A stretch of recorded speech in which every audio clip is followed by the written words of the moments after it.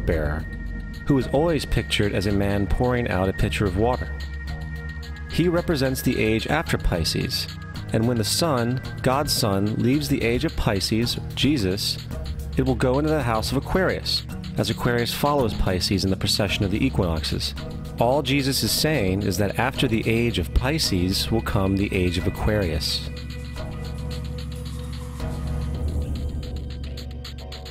Now, we have all heard about the end times and the end of the world.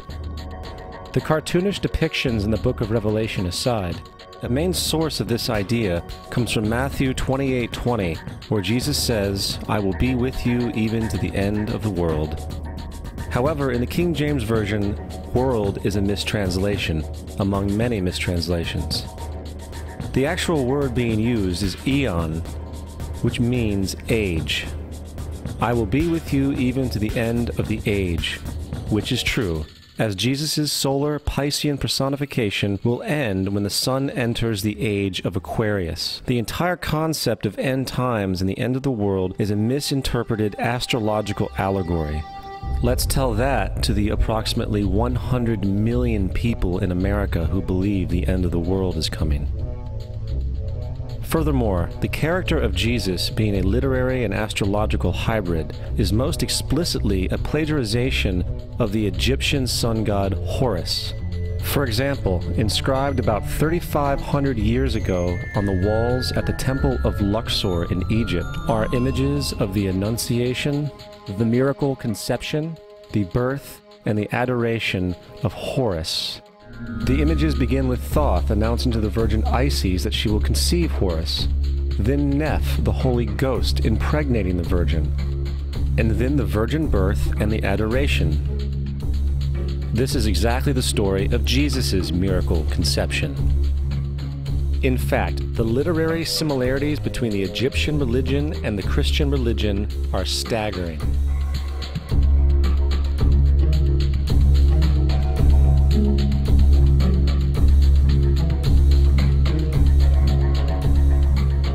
And the plagiarism is continuous. The story of Noah and Noah's Ark is taken directly from tradition. The concept of the Great Flood is ubiquitous throughout the ancient world, with over 200 cited claims in different periods and times. However, one need look no further for a pre-Christian source than the Epic of Gilgamesh, written in 2600 BC.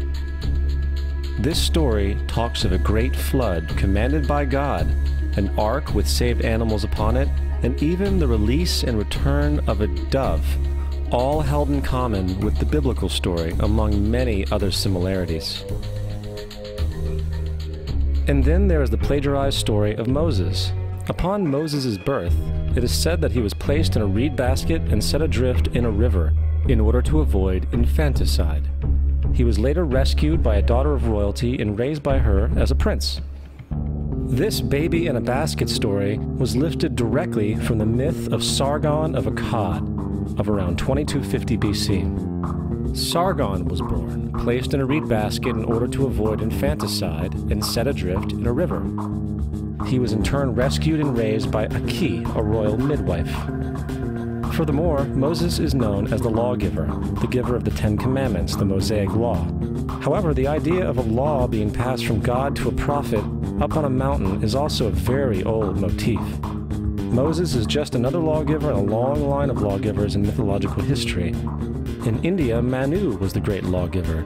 In Crete, Minos ascended Mount Dicta, where Zeus gave him the sacred laws, while in Egypt there was Meses, who carried stone tablets and upon them the laws of God were written. Manu, Minos, Meses, Moses. And as far as the Ten Commandments, they are taken outright from spell 125 in the Egyptian Book of the Dead. What the Book of the Dead phrased, "I have not stolen," became "Thou shalt not steal." "I have not killed," became "Thou shalt not kill." "I have not told lies," became "Thou shalt not bear false witness," and so forth. In fact, the Egyptian religion is likely the primary foundational basis for the Judeo-Christian theology. Baptism, afterlife, final judgment, virgin birth, death and resurrection, crucifixion, the Ark of the Covenant, circumcision, saviors, Holy Communion, Great Flood, Easter, Christmas, Passover, and many, many more are all attributes of Egyptian ideas long predating Christianity and Judaism.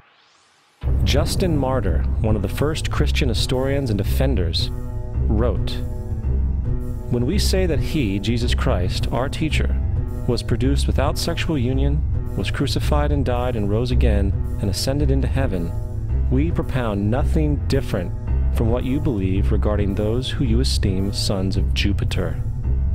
In a different writing, Justin Martyr said, "He was born of a virgin, except this in common with what you believe of Perseus." It's obvious that Justin and other early Christians knew how similar Christianity was to the pagan religions. However, Justin had a solution. As far as he was concerned, the devil did it. The devil had the foresight to come before Christ and create his characteristics in the pagan world. Fundamentalist Christianity, fascinating. These people actually believe the world is 12,000 years old. Swear to God. I actually asked one of these guys, okay, dinosaur fossils. He says, dinosaur fossils? God put those here to test our faith.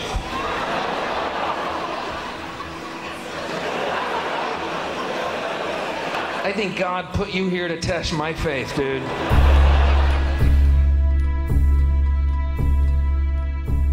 The Bible is nothing more than an astrotheological literary hybrid, just like nearly all religious myths before it. In fact, the aspect of transference of one character's attributes to a new character can be found within the book itself.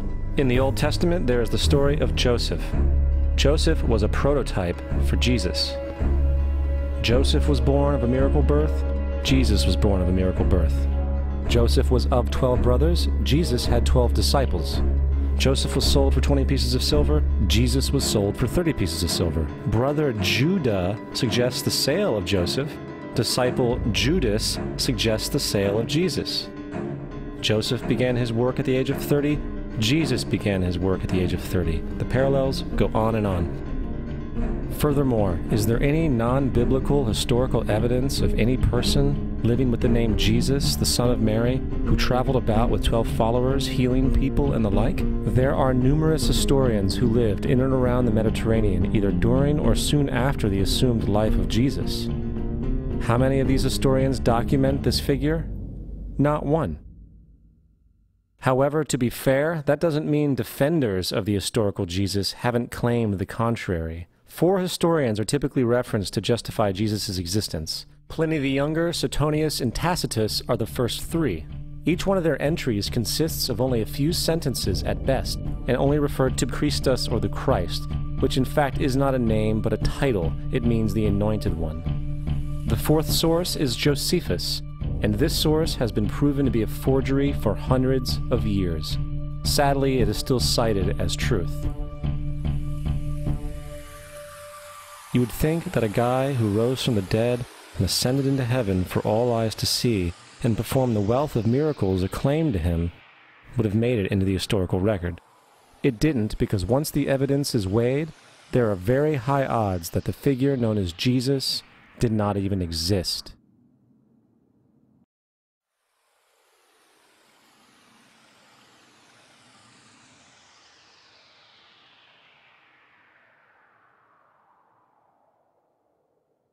We don't want to be unkind, but we want to be factual.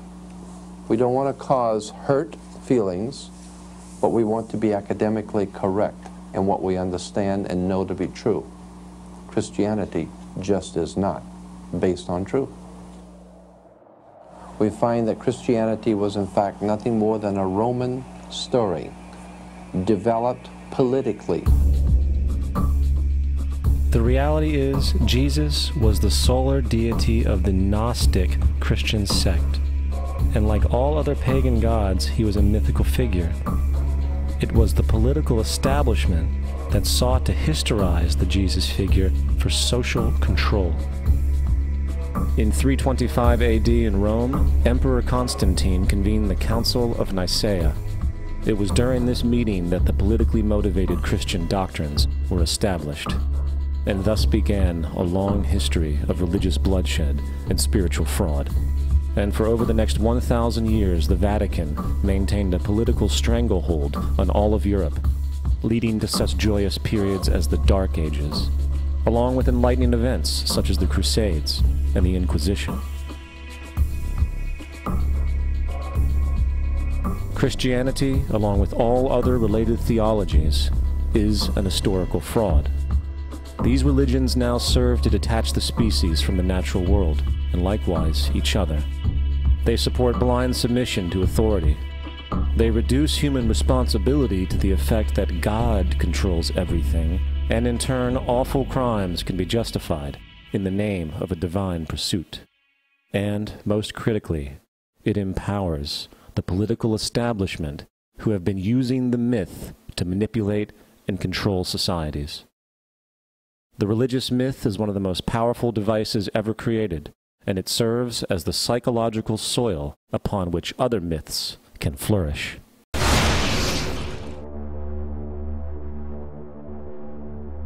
A myth is an idea that, while widely believed, is false. In a deeper sense, in the religious sense, a myth serves as an orienting and mobilizing story for a people. The focus is not on the story's relation to reality, but on its function. A story cannot function unless it is believed to be true in the community or the nation. It is not a matter of debate. If some people have the bad taste to raise the question of the truth of the sacred story, the keepers of the faith do not enter into debate with them. They ignore them or denounce them as blasphemers. It is wrong, blasphemous, and sinful for you to suggest, imply, or help other people come to the conclusion that the U.S. government killed 3,000 of its own citizens.